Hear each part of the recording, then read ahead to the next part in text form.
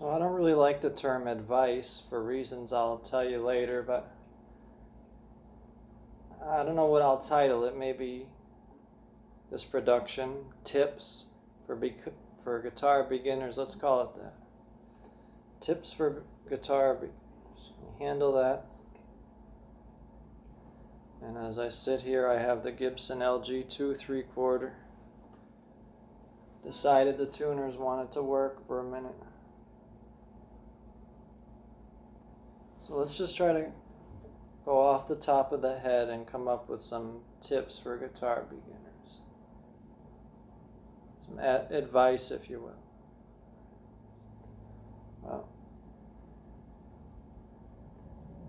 it's a lot of things.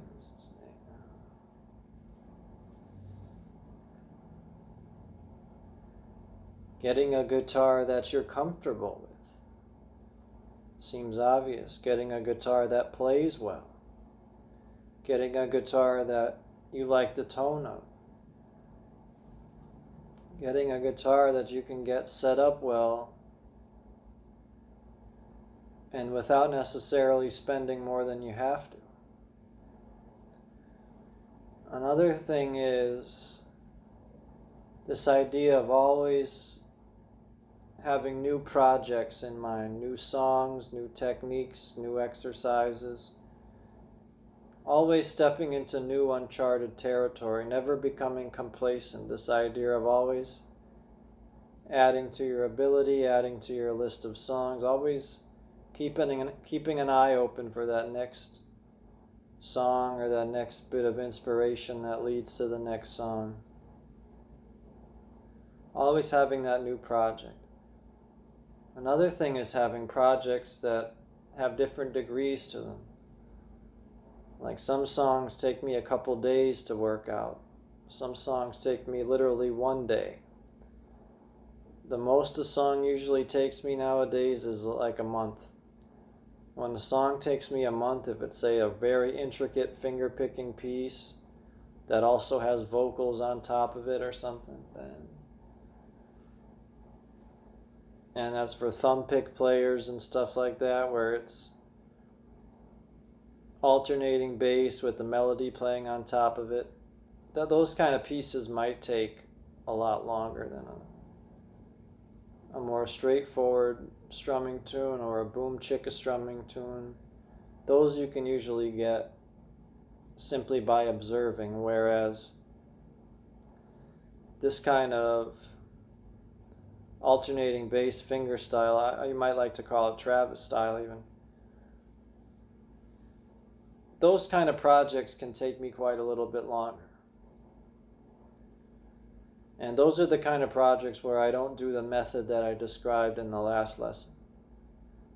Those are the kind of projects to where generally I'm learning from a specific source. I don't want to say what source, but a certain channel, a certain well-known group of teachers, really.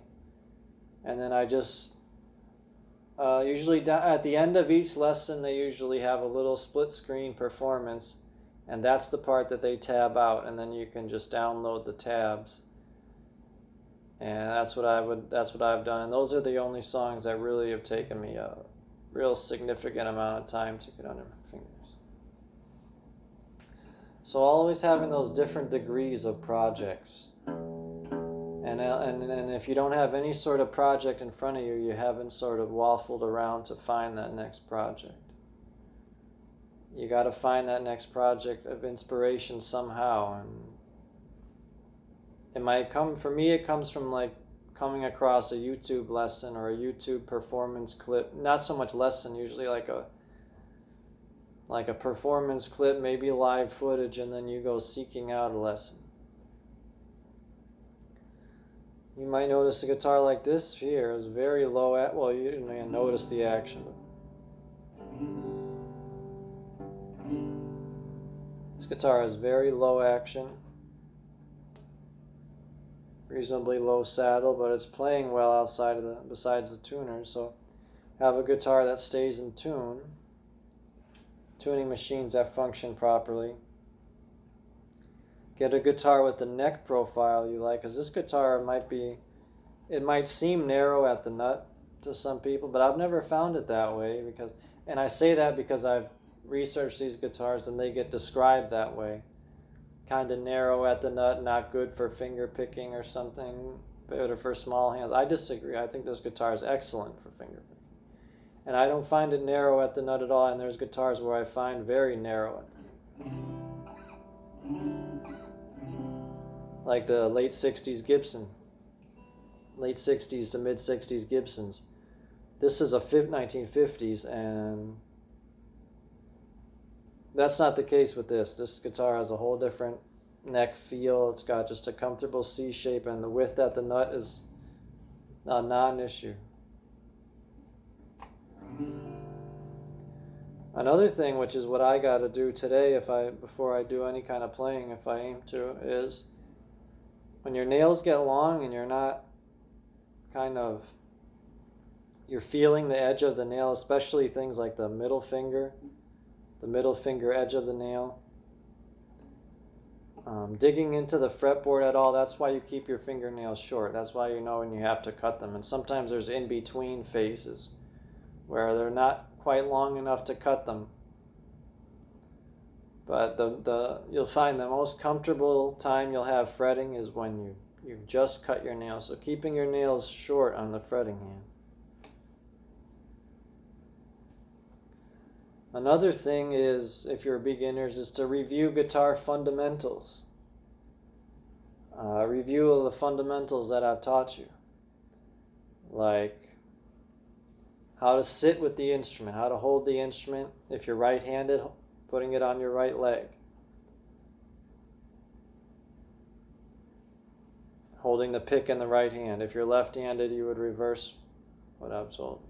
Or you make a decision to play without your dominant hand being the strumming hand, because you might think of the guitar as an instrument that should have been designed the other way, with your dominant hand making all these complex chord shapes. But that's not the way the guitar is. The guitar is unique in the sense of each of your two hands are doing pretty much dramatically different tasks. It's not the same for sax players or keyboard players in that sense, but the guitar is visually an instrument where each hand is doing dramatically different motions, and that's why it seems kind of mystifying at first.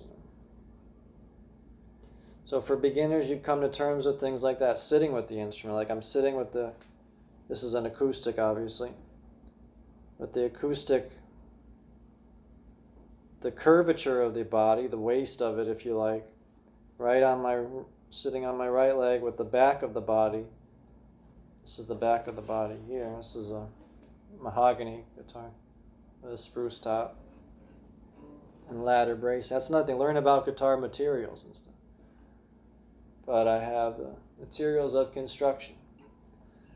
But I have the curvature of the body right on my right leg with the back of the body up against the side of my rib cage here. And that's the position you want, so that the neck can be at an angle, free floating like this. You're not supporting the neck. Okay? Then you'd come to terms with, you have to come to terms with holding the pick.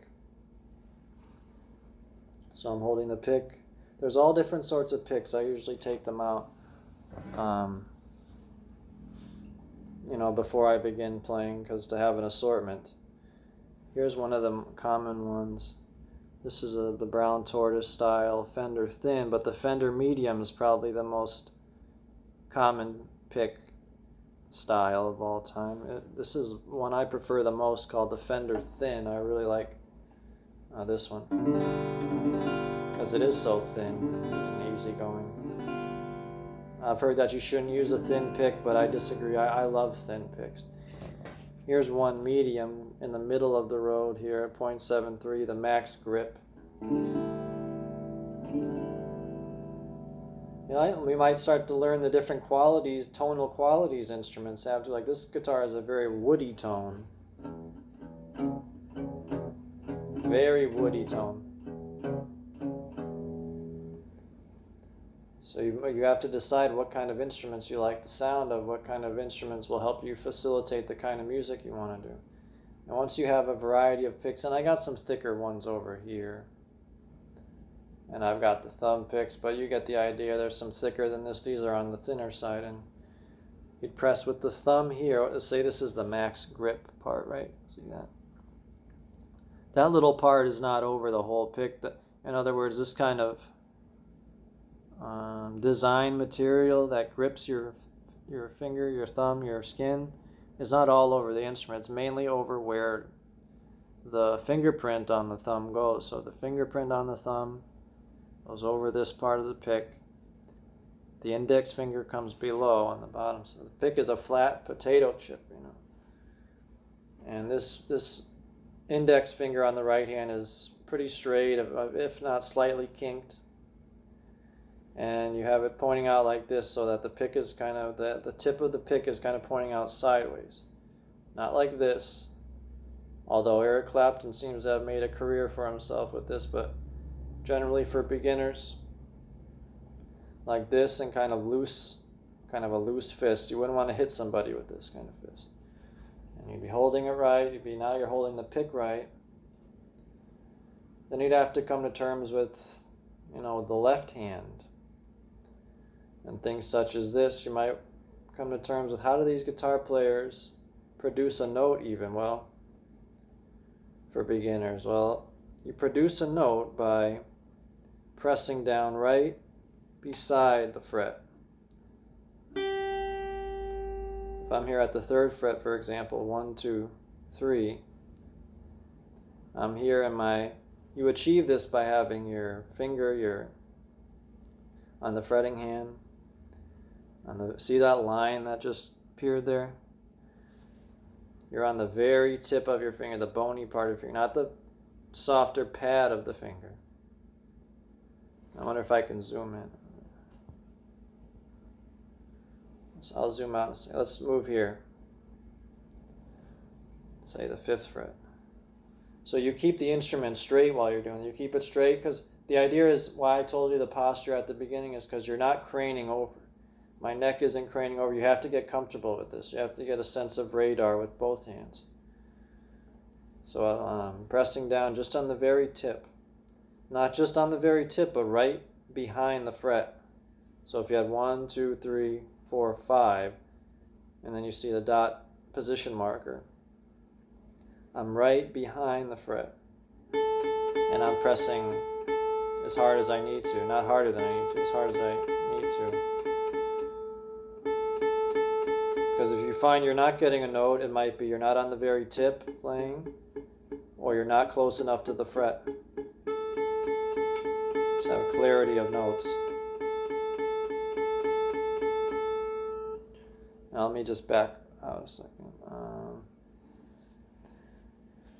And that's all well and good when you're just playing with a finger, but there are some shapes where, say open position chords, for example, where, and I'm not counting on this to stay in tune for the whole lesson, but where such as this A major chord when played like this with the ring, 2nd finger and 1st finger here on strings 2, 3, and 4, you can see clearly that this 1st finger is so far from the fret now, from the 2nd fret, because there's no other way. You can't tweak your hand 360 degrees. You have to, so with certain configurations of chords,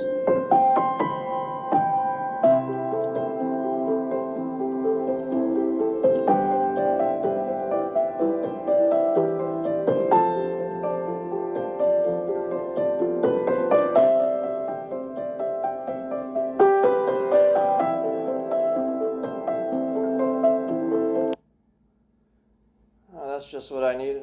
Silly phone call.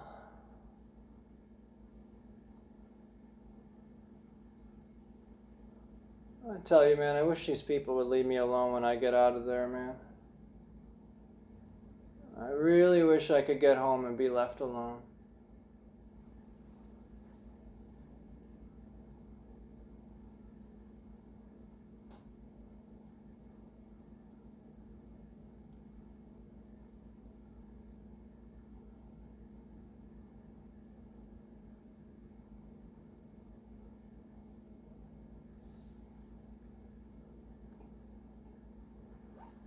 Just try to finish the lesson. I'm going to interrupt my lesson. So for chords such as the A major chord, you can't get that first finger right up against the fret and right behind it. And the second finger is kind of in the middle. The third finger is right up against it. So there's only one thing you can do in that situation, is try to press just a little bit harder. This you don't have to worry about, but test all the notes and see. And you'll know you're applying the right amount of pressure.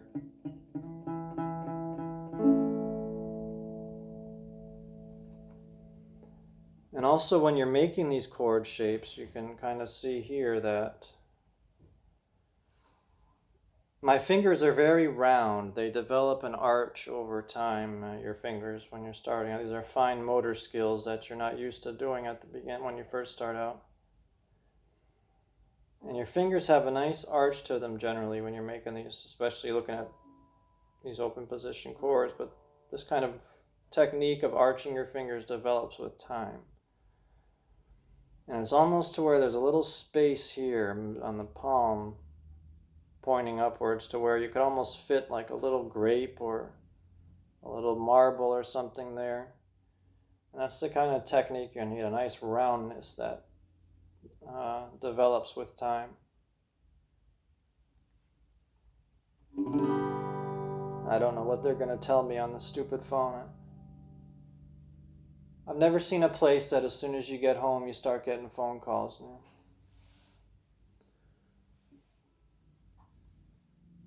Another thing you might like to check out is get a mastery of tuning your instrument as beginners, because you're not always going to have access to the clip-on device. You know, these clip-on, this is what I would recommend to get one. This is one of my favorites. The clip-on device.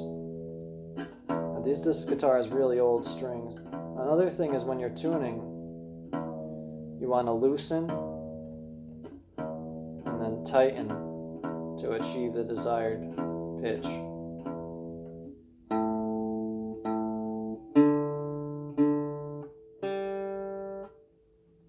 So loosening.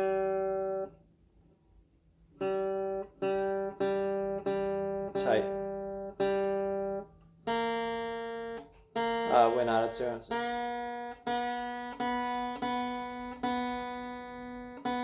It's kind of staying today. See, this guitar has a bad B string. It's going to have to get replaced, the whole set of tuners.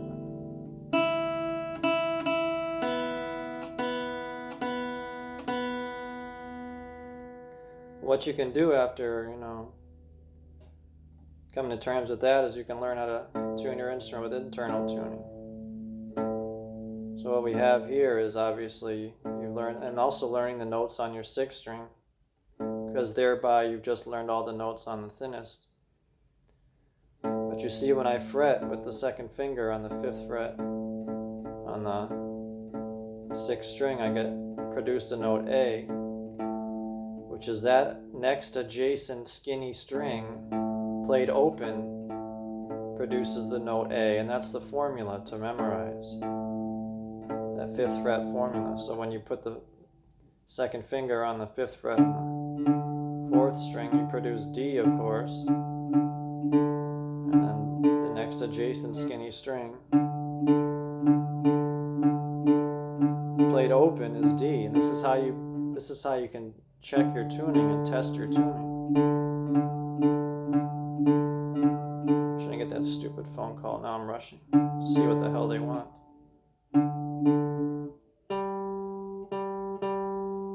So here we have our D string. When we put down the 2nd finger on the 5th fret on the 4th string, we produce the note G. And the next adjacent skinny string is the G played open. So this is how you can test your tuning. See if the pitches align.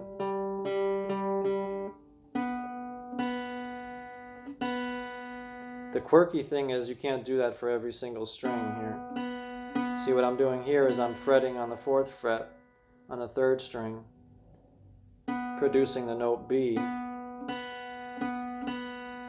and the next adjacent skinny string open is the B string, 2nd string, but that's not on the 5th fret anymore.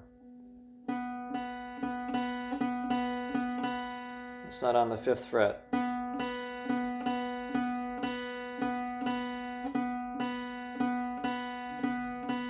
That's on the 4th fret. So for that particular test, you'd have to change position, because when you want to compare the thinnest string with the 5th fret on the 2nd string fretted, you have E. So it's almost all the 5th fret, but not quite. There's always exceptions in music, and that's life.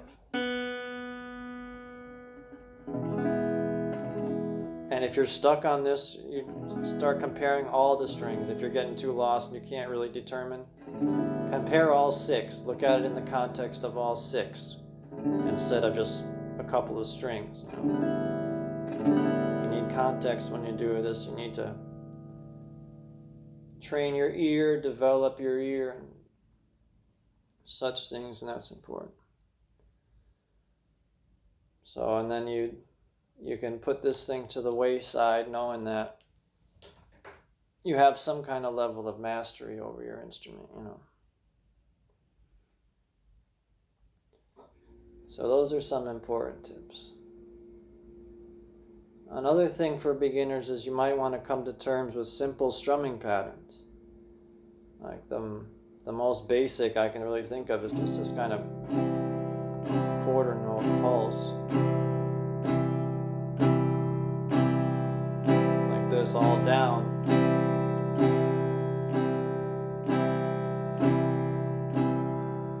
And what you can do is, if you can master that, you get a solid beat, because you'd be surprised, that might not sound like much. But if you do that, a singer would love you for that, or even an advanced lead guitar player, because you can just hold down your simple chord and they can perform on top of that. You'd be surprised, with a good singer, the audience mainly wants to hear what the singer is conveying, and the guitar can be pretty simple. So you can just kind of do a simple kind of quarter note idea.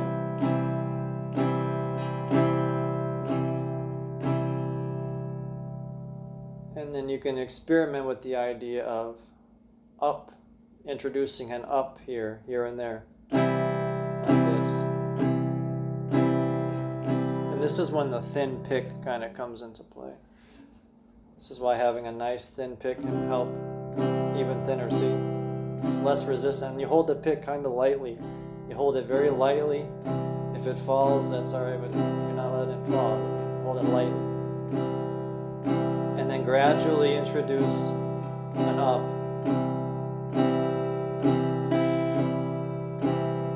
Already it's a little more interesting.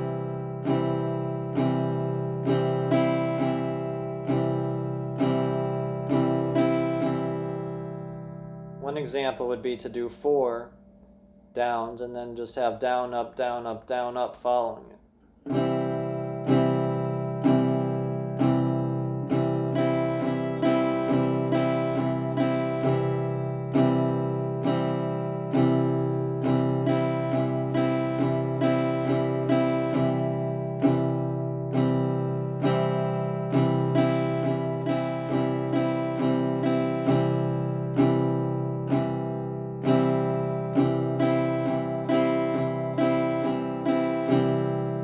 See, it's already more interesting.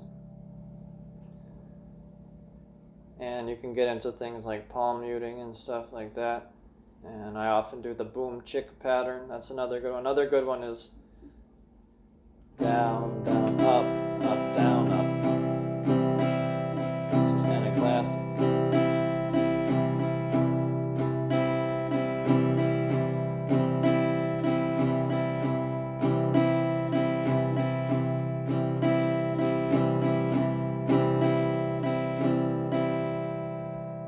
Thing is, when you think about these basic chords, You might be trying to work out songs for yourself and you're not sure exactly what chord they're playing. You can't really come to terms with the sound of it. It's not quite that. A lot of times what you hear on records and things is just the lifting off or adding on of one finger. And you might not know what these chords are. Here's one for you. It's just the lifting off of one finger to play C major 7. And you might learn to differentiate that from adding the pinky on to the shape, which is of course the C dominant 7.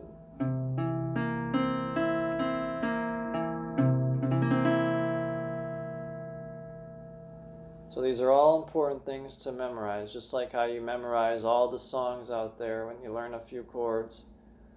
All the songs that have, for example, D, C, and G chord, in that order. D, C, G.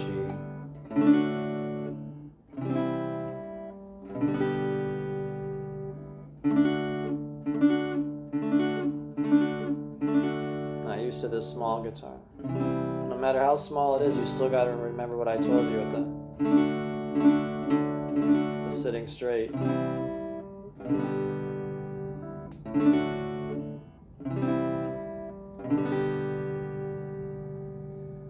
Because eventually there's fancier ways you're going to want to play even that little sequence. Here when you have D, you might like to go to this chord here, C add 9. Look at that. A little more soulful. See, by lifting off those two fingers, keeping the ring down.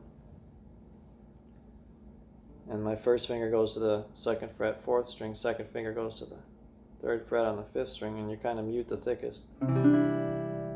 That's the C add 9. And when you make G, you can make, this is still G, it doesn't have a new name, but it's a 4-finger G. I think of this as like a bluegrassy G. It's kind of twangy here, especially. That's why a lot of bluegrass players use this thinnest 2 strings with this. Because that's what you're doing. You're having your pinky and ring down on the 2 thinnest strings.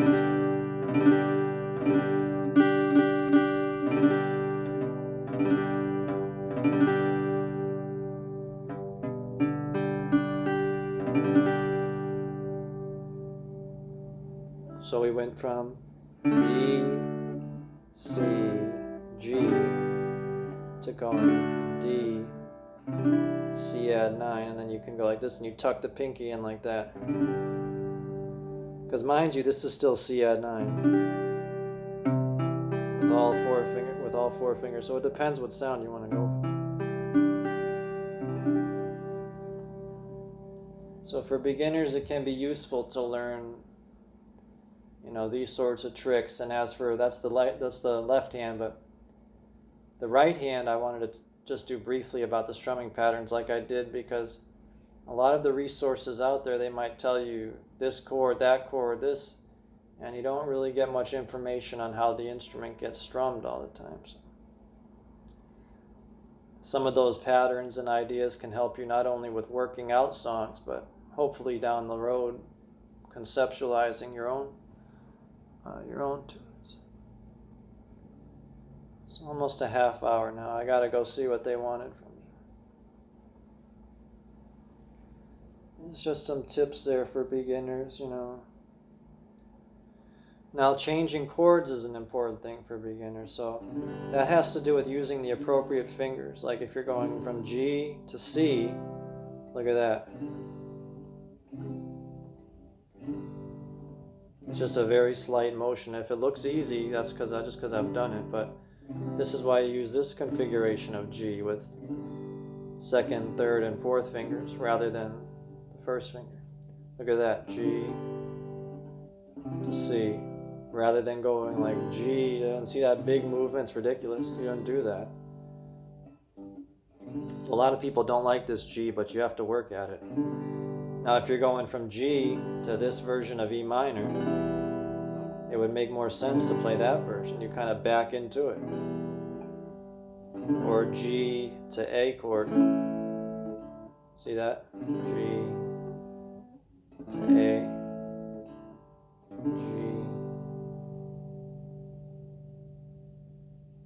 Is it still going?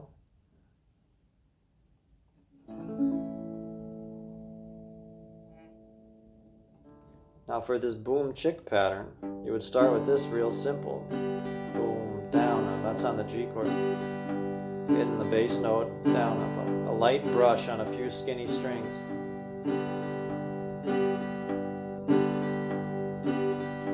And when you master that, say you have a chord like G or G7, you can go 6, 4. That adds more interest.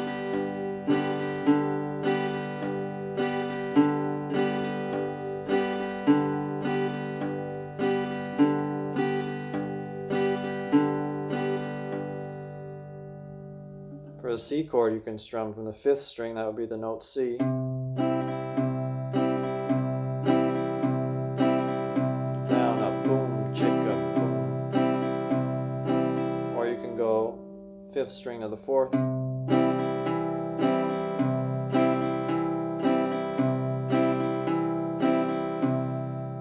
You can see immediately how that adds more interest than just the singular bass note. That's where you get the term alternating bass. It creates something for the listener to grasp onto. Now for the D, it's the same as you can do from the 5th string or the 4th. But the root note would be the 4th string, so you can go 4th, down, up, 5th.